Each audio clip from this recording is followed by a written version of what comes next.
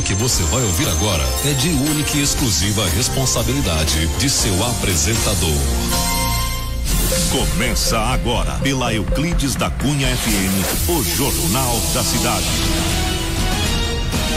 As principais notícias da sua região.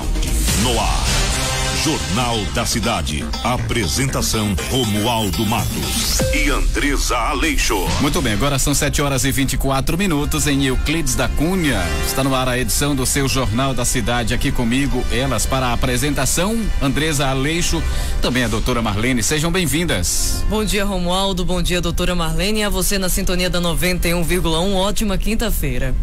Bom dia, Romualdo, bom dia, Andresa, e bom dia você ouvinte da 91. Jornal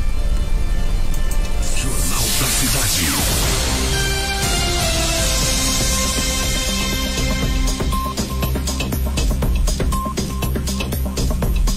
E o Jornal da Cidade está começando e tem o oferecimento exclusivo do Posto Ralene. Pensou em combustível de qualidade? Pensou o Posto Ralene.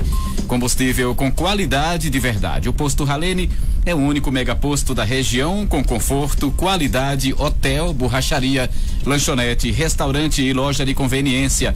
O mais completo da região. Horário de funcionamento de domingo a domingo para melhor lhe atender das 6 da manhã às 22 horas. O Posto Ralene tem ainda troca de óleo, venda de lubrificantes e filtro em geral. Qualidade e confiabilidade é no Posto Ralene. BR-116 Norte, na saída para Bendegó. Jornal da Cidade. Manchetes. Nos destaques do Jornal da Cidade de hoje, desmatamento acelerado provoca aumento dos ataques de abelhas. Rui Costa descarta imediata volta às aulas na Bahia, abre aspas, morre uma sala de aula todo dia, afirmou aí o governador da Bahia. Oeste da Bahia vai ampliar cultivo de cereais e pode ajudar a autossuficiência do Brasil. Nova opção de saque pode ser liberado para o Bolsa Família. Quase 500 mil brasileiros perderam a vida no trânsito na última década, segundo o IPEA. E no Sala do Cidadão, Dia Nacional do Mototaxista, um serviço essencial presente na maioria das cidades do país.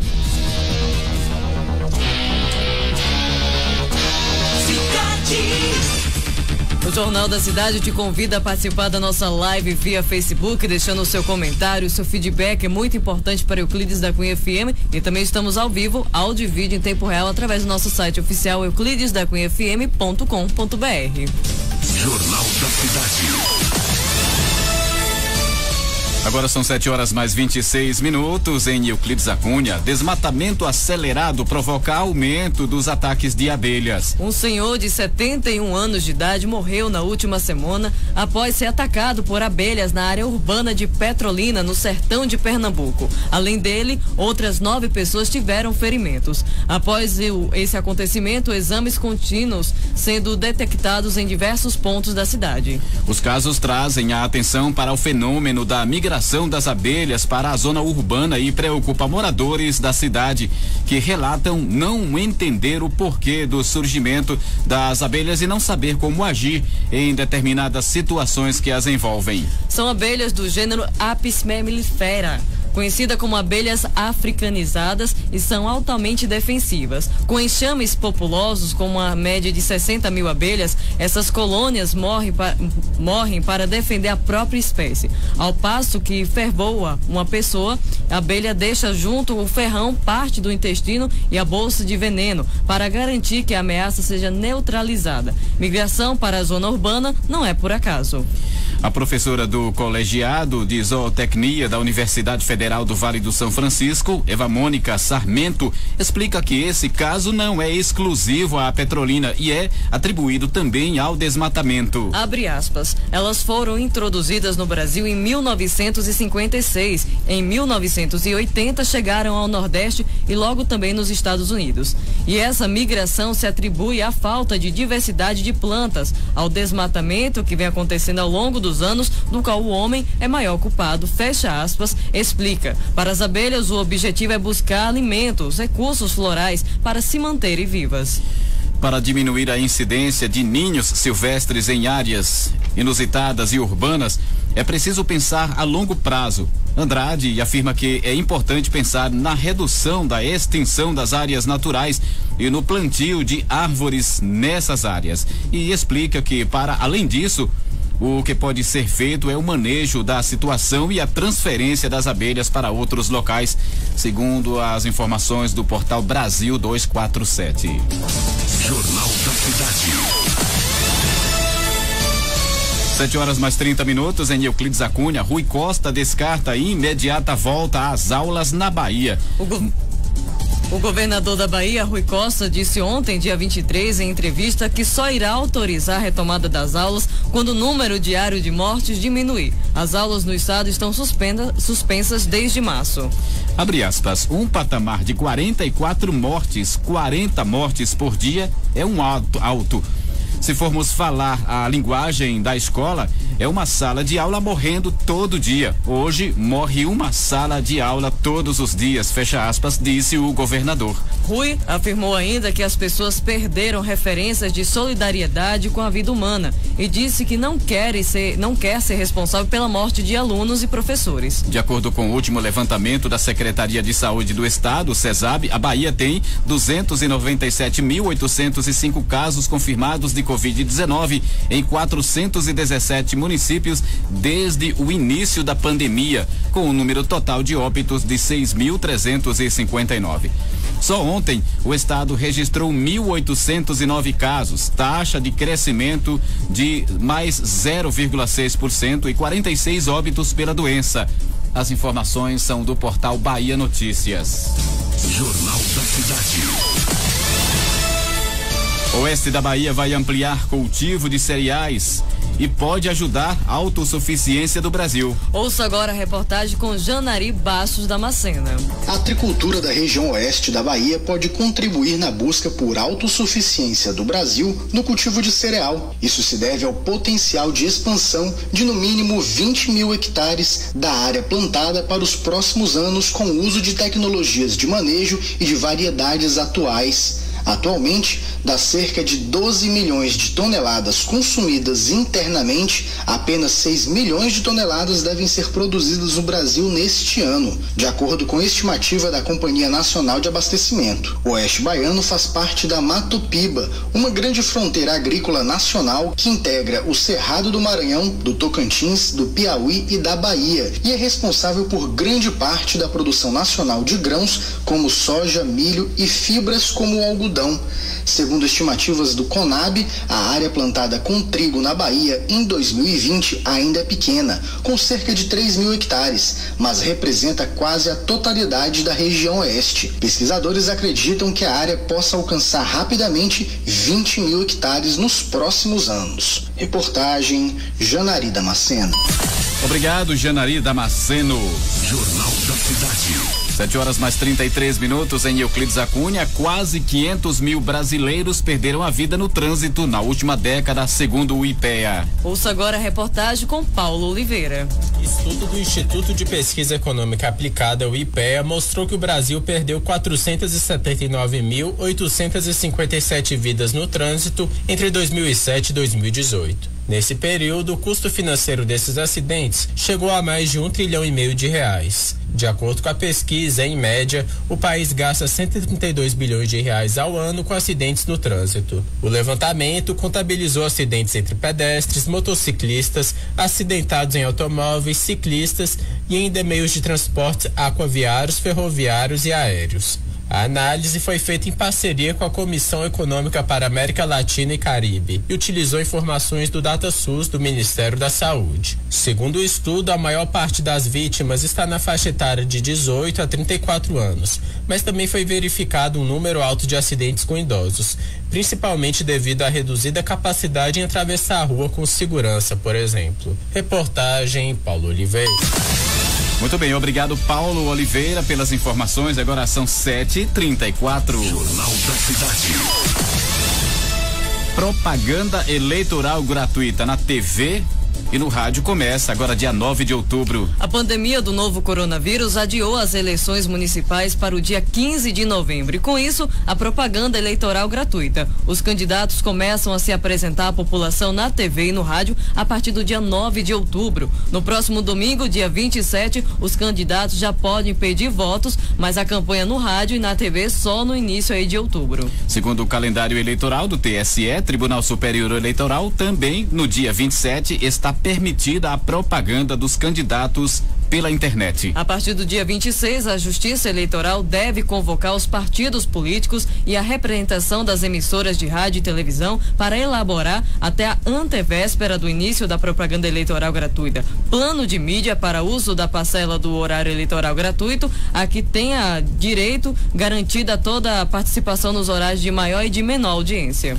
Ainda de acordo com o calendário eleitoral, os órgãos municipais de direção dos partidos políticos participantes do pleito em municípios em que não haja emissora de rádio e televisão poderão requerer ao Tribunal Regional Eleitoral até o dia 26 de setembro a veiculação da propaganda em rede pelas emissoras que os atingem. O Tribunal Regional Eleitoral efetuará até o dia 28 de setembro a indicação das emissoras que transmitirão a propaganda dos candidatos para cada município no qual formalizado o requerimento, de acordo com a orientação da maioria dos órgãos regionais dos partidos políticos envolvidos. Assim, na distribuição dos horários reservados à propaganda eleitoral, tanto em rede quanto para inserções, a aplicação dos critérios considera as eventuais novas totalizações do resultado das últimas eleições para a Câmara dos Deputados que ocorrerem até o dia 31 de agosto. As informações são do portal Mídia Max.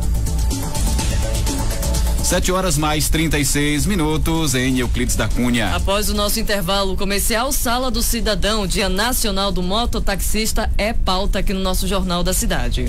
Não saia da sintonia da Euclides da Cunha FM 91.1. Daqui a pouco mais notícias no Jornal da Cidade. Oi, você vai ouvir agora uma simulação real. Isso realmente aconteceu. Isso é incrível. Oi! Ô Tony, meu carro está consumindo muito. Será o que pode ser? Ué, doutor, só abasteceu seu carro ontem. Foi no posto Ralene? Não, e tem diferença? Combustível com qualidade de verdade, só no posto Ralene. Estamos de volta na Rádio Euclides da Cunha FM 91.1 com o Jornal da Cidade. Muito bem, agora são 7h mais 37 em Euclides da Cunha. Jornal da Cidade, Sala do Cidadão. Sala do Cidadão, e o tema de hoje, Dia Nacional do Mototaxista, um serviço essencial presente na maioria das cidades e do país aí completo, né? Vamos receber aqui mais uma vez Marlene Reis. Bom dia. Bom dia, Andresa, obrigada. Bom dia, Romualdo, e bom dia você, ouvinte da 91. Hoje, parabéns especial aí para os nossos mototaxistas, aí trabalhadores que incansavelmente logo cedinho pega sua moto e está aí à disposição para transportar pessoas e coisas de um lugar para o outro, sempre com a maior agilidade possível.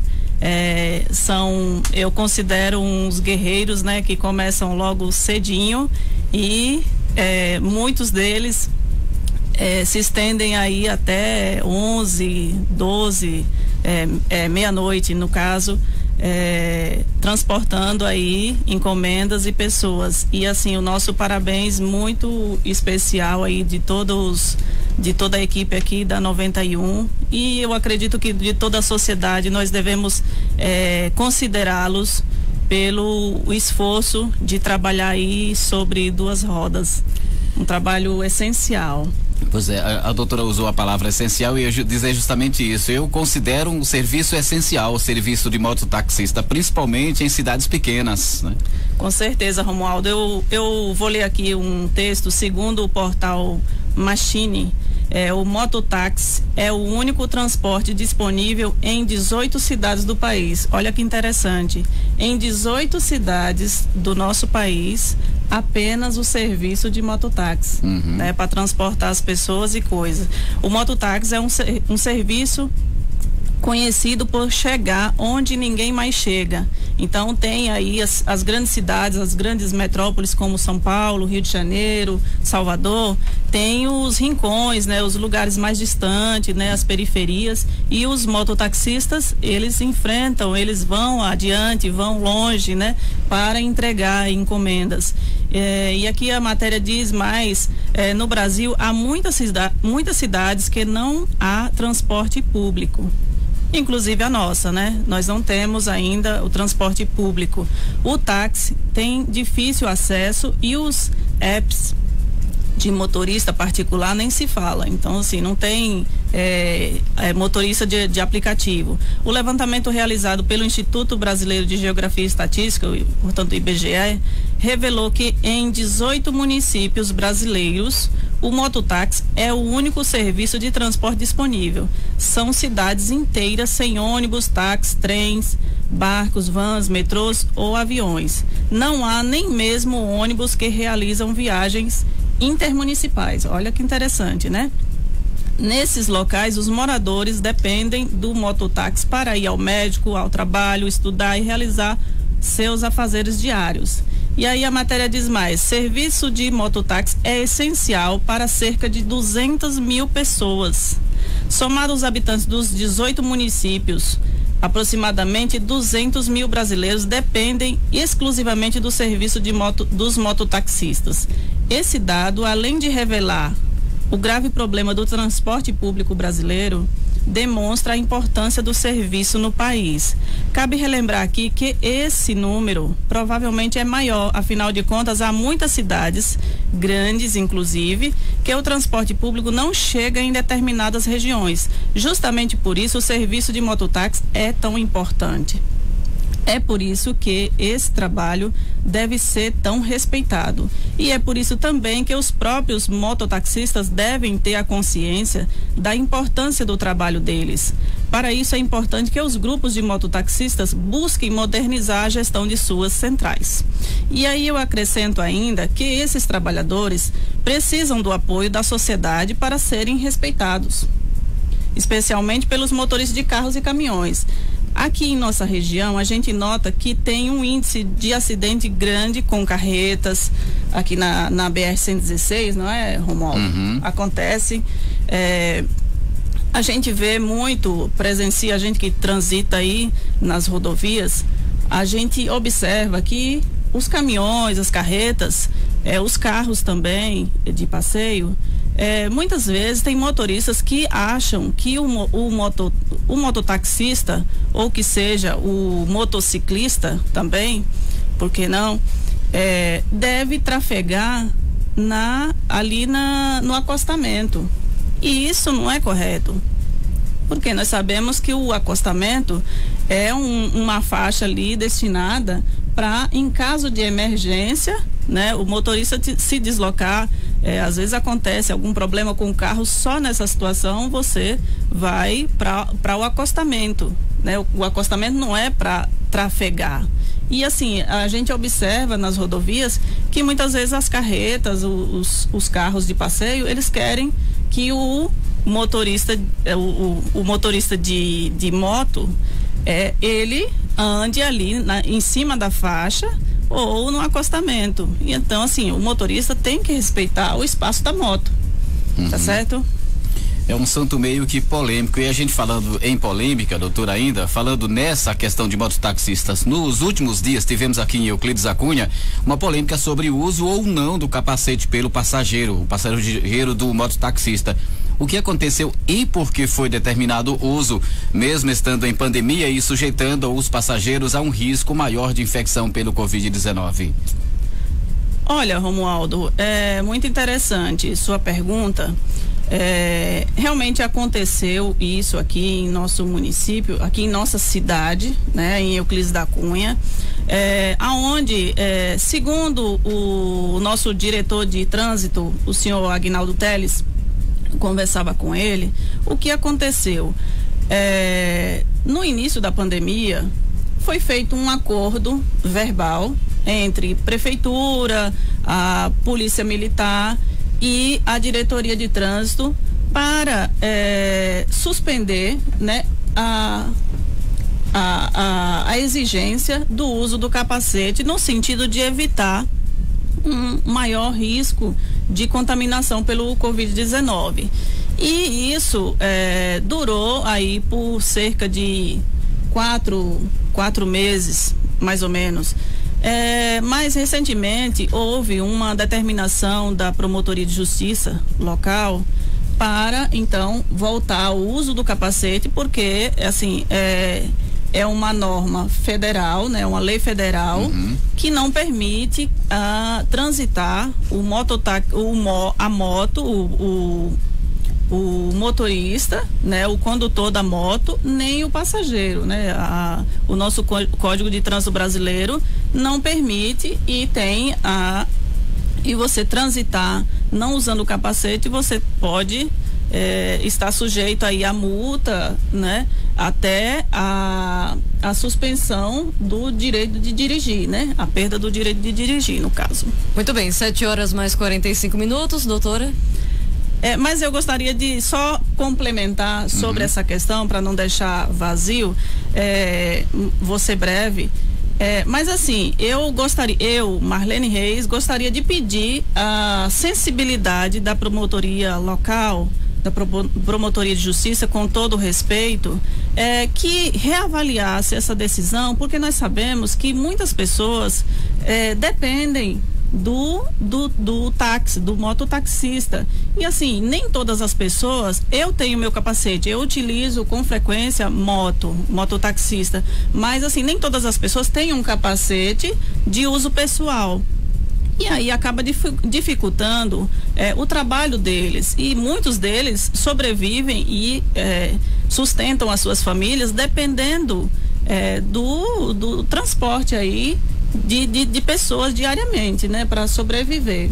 Então assim, eu peço a sensibilidade da promotoria para rever juntamente aí com os órgãos, com a APM, tentar fazer um acordo aqui municipal para que essa decisão seja revogada. E desde já agradeço, porque o tempo já expirou, e um abraço a todos, um abraço especial aos mototaxistas de Euclides da Cunha e de toda a região que nos ouvem aí, um abraço especial. Ok, 7h46 em Euclides da Cunha, que nós estamos finalizando a edição do Jornal da Cidade no oferecimento exclusivo do Posto Ralene. Muito bem, nossos agradecimentos. Agora 7h mais 47. O Jornal da Cidade volta amanhã a partir das 7h20. Agora você está bem informado. Jornal da Cidade, de segunda a sábado, a partir das 7h20, na sua Euclides da Cunha FM. Edição e produção de Andresa Aleixo. Participação especial de Marlene Reis. Fique agora com o informativo Águia, com José Mariano Cardoso.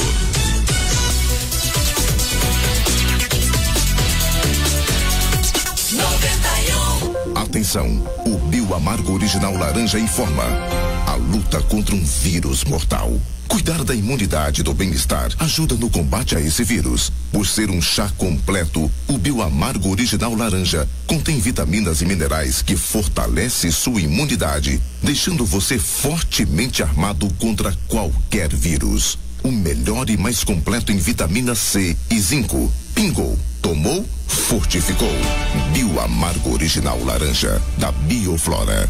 As melhores promoções tem no Super Bom e Smart. Tem bebidas e frios com variedade, açougue com total qualidade. Super Bom e Smart é demais, a gente faz economia. Tem a quarta verde e quinta filé, a gente compra com alegria. Sabe aquela comidinha que você tanto gosta, não fez bem? Ou quando você bebe um pouquinho a mais e aquilo começa a queimar? Não se preocupe, tome Estomafig contra